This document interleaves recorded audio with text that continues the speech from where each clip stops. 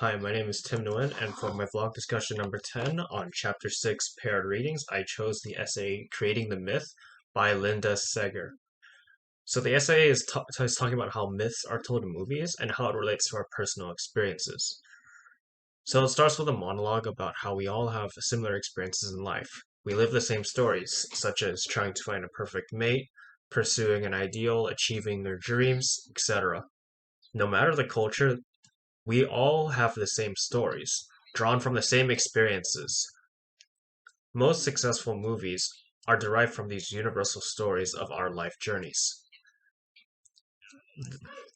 We identify with the heroes because we were once like them, or we aspire to be like them. We wish we were like them. Now, the essay goes over two core myth structures told in cinema: the hero myth and the healing myth. So in the hero myth, the hero is introduced in ordinary mundane settings, then receives a call to action, and a helper in the form of a wise old man or a motherly figure is there to give the hero aid on their journey. Once they've received this aid, the hero will then overcome the tests and obstacles presented to them, and that thus they will become transformed in the process. And then in the healing myth, the character is broken and must leave home to become whole again. And the universal experience here is the need for healing that we pursue in real life after a traumatic event.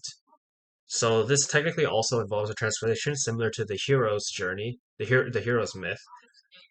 However, it's more about returning to the better state that the character used to be in.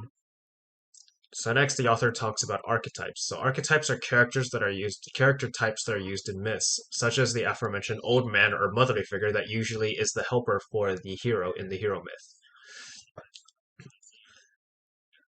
So this ties into what the author is talking about, how myths are used to connect audience to often bombastic actions on the screen. Without the without myths, audiences would not care too much about what happens to the character. And having the characters be a certain style, these archetypes are used to solidify these myths because it gives people something familiar to work with. However, the author points out that it is not smart to base a story completely on a myth.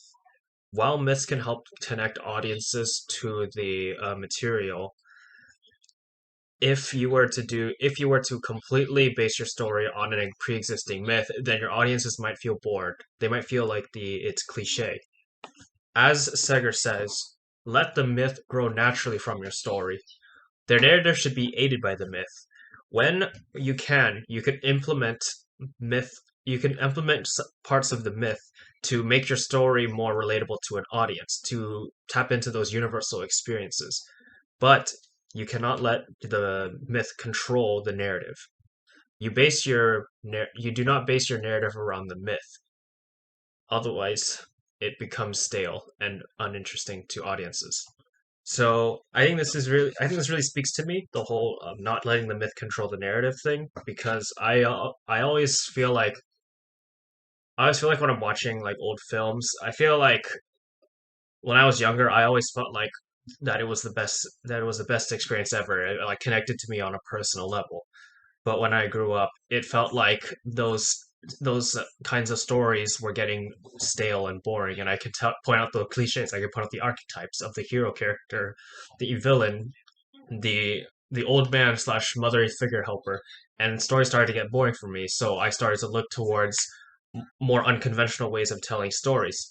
But even then, those stories still use myths and they still use archetypes, but they're trying to push them in new directions in order to keep it interesting.